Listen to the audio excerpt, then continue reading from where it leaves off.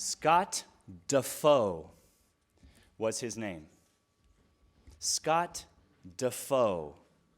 Sometimes I wonder if his name wasn't picked out of a book of classic bully names. Scott Defoe.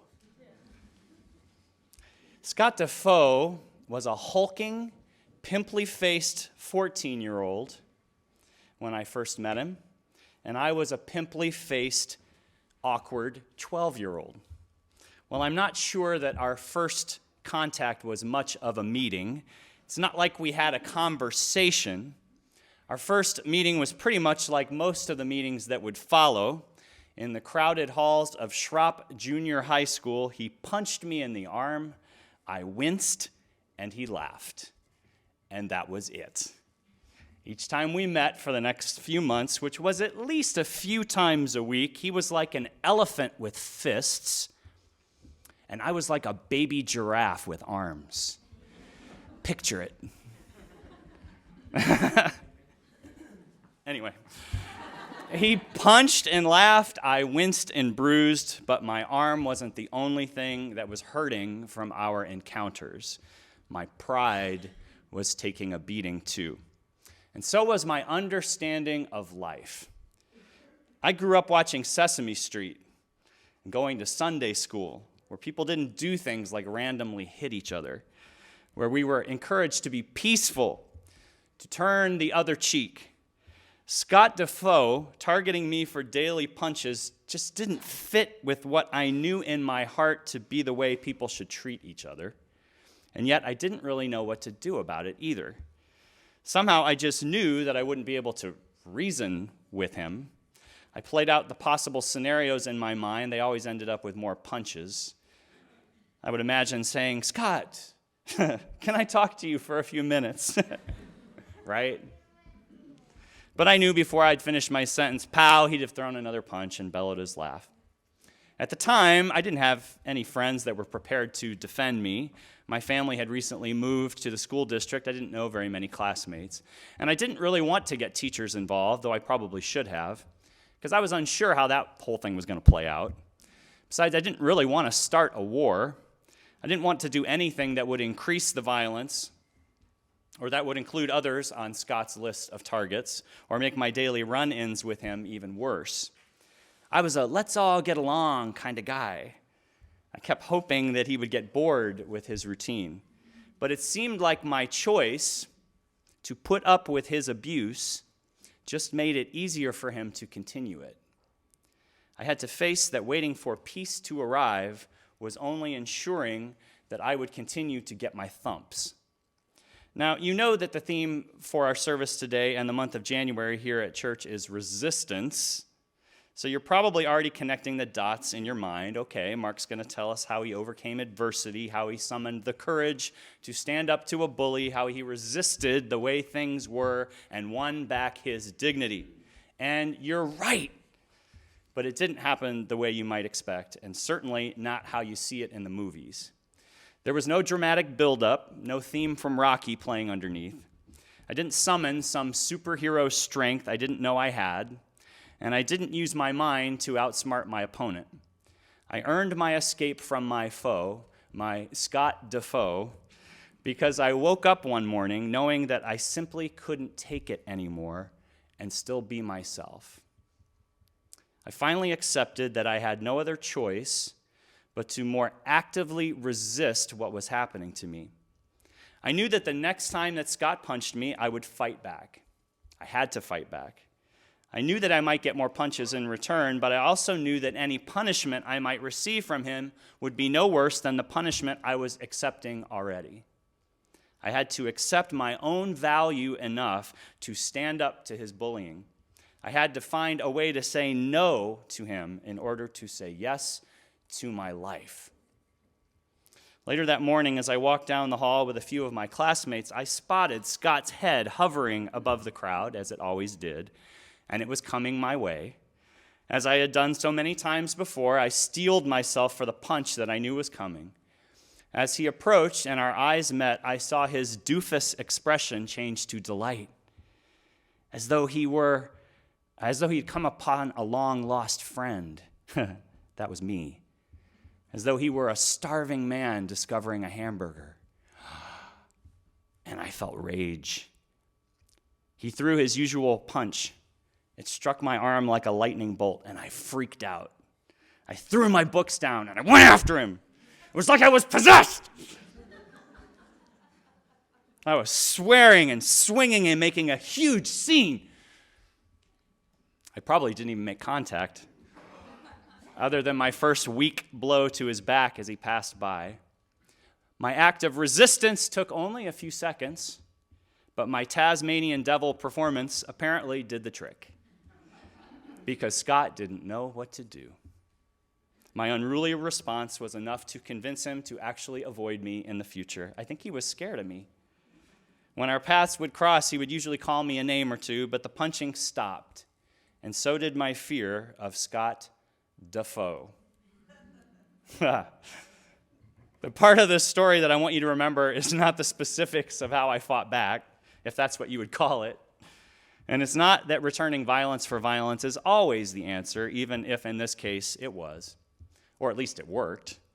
The important part of the story is that in order to preserve my own dignity, I really had no other choice but to resist.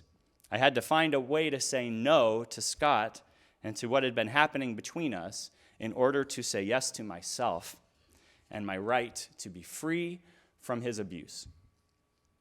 The morning I'd had enough and lashed back at him to gain my freedom was not all that unlike many other mornings when I had simply accepted my punishment. I just decided I wasn't going to take it anymore. My resistance, the no that I chose so that I could say yes, came from me recognizing that there was, in fact, no dignity in living this way and enduring this kind of punishment, as though it was my job to tolerate the abuse, as though I had it coming to me.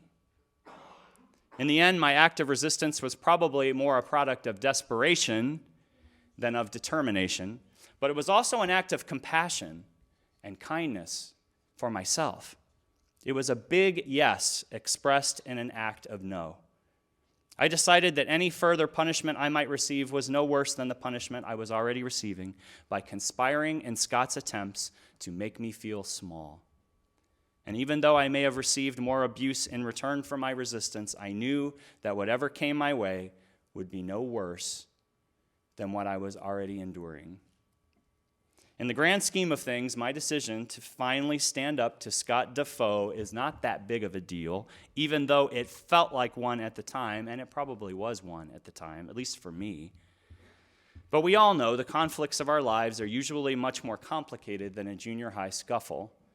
And when we make the choice to resist what brutalizes and bullies and dehumanizes us or those we love, the risks usually are a lot greater than they were for me in the halls of Schropp Junior High. Still, I share my story with you hoping that it might help you call to mind times in your lives when you have made the choice to do what needed to be done to preserve your own dignity or the dignity of others. When you have chosen compassion for yourself or others over compliance to an unjust status quo, when you have found a way to say yes to life, even in the face of what might have felt like an overwhelming no. I've got another story for you. It's a story of resistance, of a big yes and a big no. I first heard it in a sermon delivered by my colleague, Victoria Safford. It comes from a book by Ian Fraser called On the Res. It's a story about South Dakota's Pine Ridge Reservation and a high school basketball team there, how the resistance of one young girl may have changed an entire town. As Victoria told it, Pine Ridge Reservation coaches know that when Pine Ridge is the visiting team, usually their hosts are courteous and the players and fans have a good time. But Pine Ridge coaches also know that occasionally, at away games, their kids will be insulted, their fans will not feel welcome, and the host gym will be dense with hostility, and the referees will call fouls on Indian players every chance they get. In the fall of 1988, the Pine Ridge Lady Thorpes went to Lead, South Dakota to play a basketball game. Getting ready in the locker room, the Pine Ridge girls could hear the din from the fans. They were yelling fake Indian war cries, a woo woo woo woo woo woo sound. The usual plan for the pregame warm-up was for the visiting team to run onto the court in a line, take a lap or two around the floor, shoot some baskets, and then go to their bench at courtside. After that, the home team would come out and do the same, and then the game would begin. Usually the Thorpes lined up for their entry more or less according to their height, which meant that senior Donnie DeCory, one of the tallest, went first. As the team waited in the hallway leading from the locker room, the heckling got louder. The lead fans were yelling epithets like squaw and gut eater. Some were waving food stamps, a reference to the reservations receiving federal aid. Others yelled, "Where's the cheese?" The joke being that if Indians were lining up, it must be to get commodity cheese. The lead high school band had joined in with fake Indian drumming and a fake Indian tune. Donnie DeCory looked out the door and told her teammates, "I can't handle this." Sue Ann quickly offered to go first in her place. Sue Ann was a freshman, 14 years old. She was so eager that Donnie became suspicious. "Don't embarrass us," Donnie told her. Sue Ann said, I won't embarrass you." Donnie gave her the ball, and Sue Ann stood first in line. She came running onto the court, dribbling the basketball with her teammates running behind her. On the court, the noise was deafeningly loud. Sue Ann went right down the middle, but instead of running a full lap, she suddenly stopped when she got to center court. Her teammates were taken by surprise. Some bumped into one another. Sue Ann turned to Donnie DeCory and tossed her the ball. Then she stepped into the jump ball circle at center court in front of the lead fans. She unbuttoned her warm-up jacket, took it off, and draped it over her shoulders and began to do the Lakota shawl dance. Right there in the center of the court. Sue Ann knew all the traditional dances. She'd competed in many powwows as a little girl, and the dance she chose is a young woman's dance, graceful and modest and show-offy all at the same time. I couldn't believe it. She was powwowing like, "Get down," Donnie DeCory later recalled. And then Sue Ann started to sing. She began to sing in Lakota, swaying back and forth in the jump ball circle, doing that shawl dance, using her warm-up jacket for a shawl.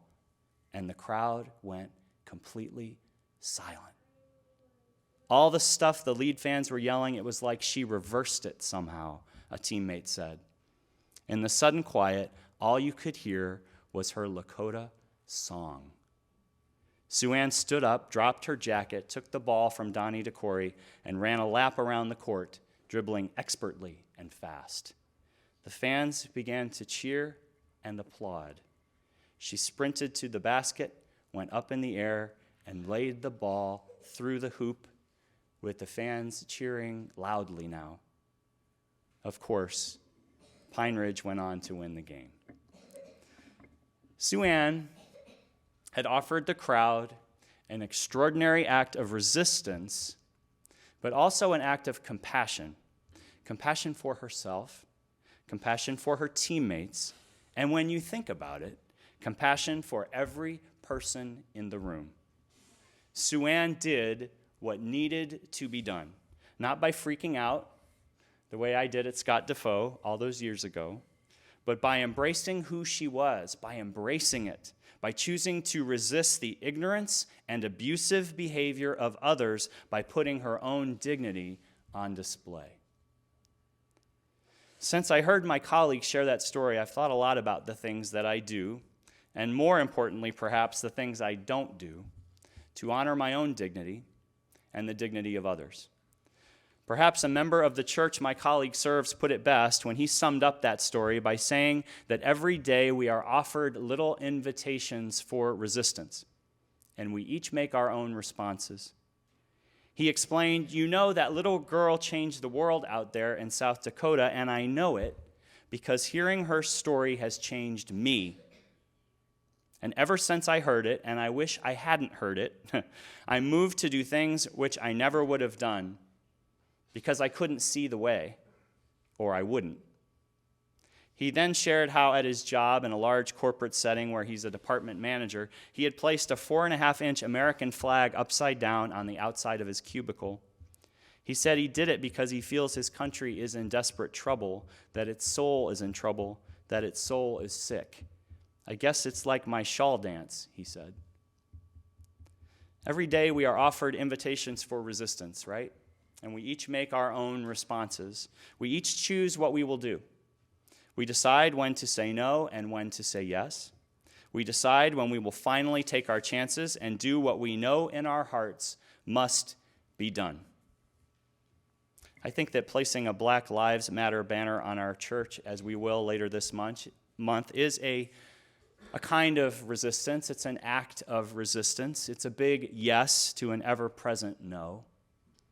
We could say it's kind of a shawl dance we will offer ourselves and our community. It's an act of resistance that really is the least that we can do, and hopefully an acknowledgement and a reminder of all that we must yet do in the days to come to promote and affirm the inherent worth and dignity to which every human being has a right.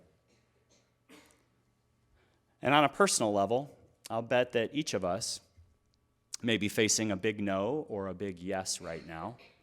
Maybe a no or a yes that we've been resisting. Maybe a no or a yes that doesn't feel like a choice at all yet, but that is ours to make nonetheless. These big yeses and nos often beckon at the same time, don't they? If we're hearing a call for a big no, it's usually because we need to say a big yes to something else. In this way, we could say that resistance and acceptance are two sides of the same coin. So this morning, before we share in our annual Crossing the Threshold ritual, I'm going to invite you to share a meditative exercise with me through which you can consider at least one no and one yes you're yearning to make this year. What do you need to resist in order to accept something else? What may be the no and the yes you want to carry into the new year? To begin our ritual, I want you to take out the wooden coin you should have received with your order of service as you entered the hall today, and you're going to need something to write with. Does anyone need a wooden coin? If so, raise your hand. Does anybody need a pencil or something to write with? Wonderful. We've got plenty more if you need one. Now that you have your coin and your pencil, I want you to put them in your lap for a minute. Let's just share a time of silence. Time to further center ourselves in this time and place. You can close your eyes if you want to. We're settling into the threshold of this time and place among our companions on the journey. You can feel your feet on the floor and your back against the chair. Feel the rise and fall of your chest as your breath goes in and out the door of your body.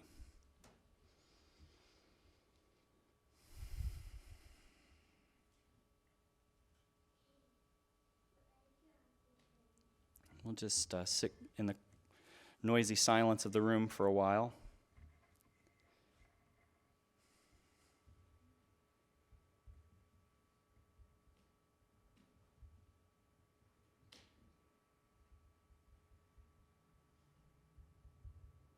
Setting aside the noisy celebrations of last week for this quiet contemplation of our lives as we face another new year of living.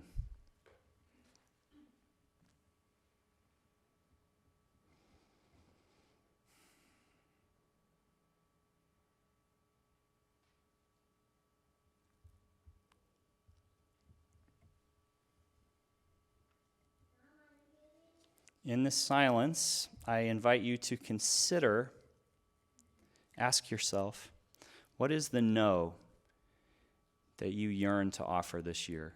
What do you need to say no to? Against what do you need to make a stand so that you can say yes to something else? What do you most need to resist so that you can accept something at least as important?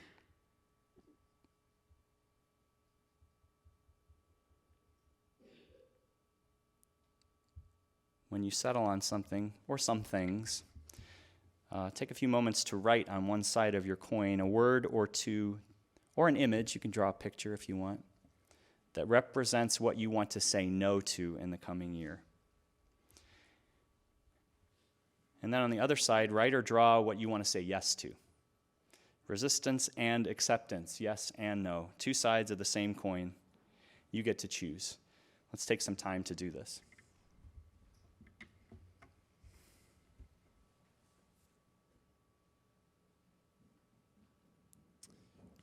The doorway down front is a symbolic representation of the thresholds that each of us will cross as we continue to say goodbye to the year that was and open to the year that will be.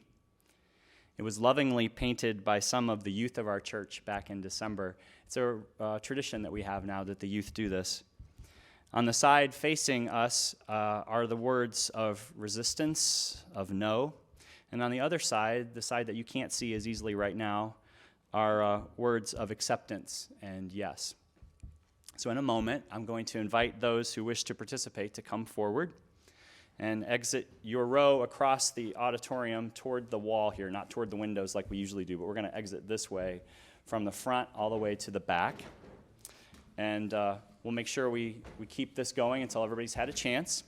And I invite you to bring your coins with you, even if you didn't write anything on them. And as you come to your turn to cross the threshold, I'm going to ask you to stand at the closed door. I want you to pause long enough to look at what you want to say no to, and then with intention, open the door of resistance into acceptance. Cross the threshold into the yes that is waiting for you on the other side of the door, and then I want you to shut the door behind you. We'll see how this works. I don't know. It's going to slow us down, I know that, and that's okay. We have time. But I want you to be able to shut the door on last year, so to speak. And I want everybody to have that chance. And then just return to your seat. Not everyone has to come forward to cross our symbolic threshold today. In our church, passing is always an option. But I hope, even if you're here for the first time, that you'll feel welcome to participate in this ritual with us.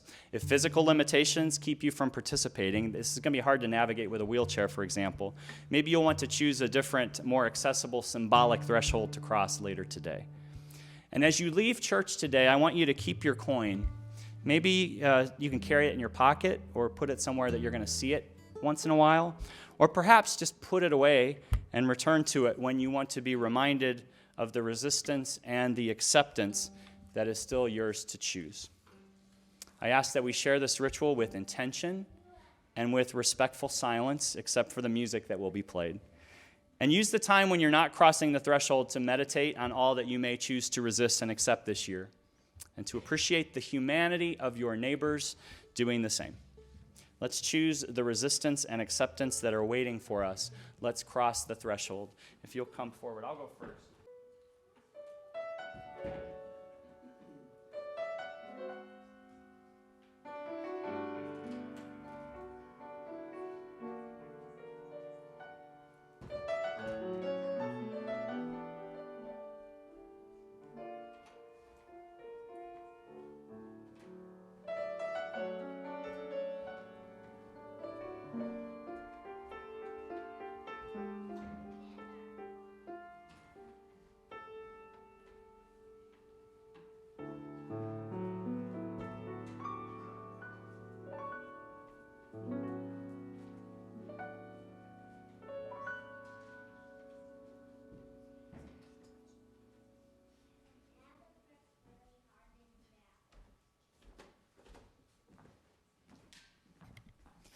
It's really powerful to sit down front and see the door keep opening and the words open, curiosity, truth, dignity, love, confidence, clarity, self-love, hope, peace, productivity, courage, faith, and justice keep opening and opening and opening.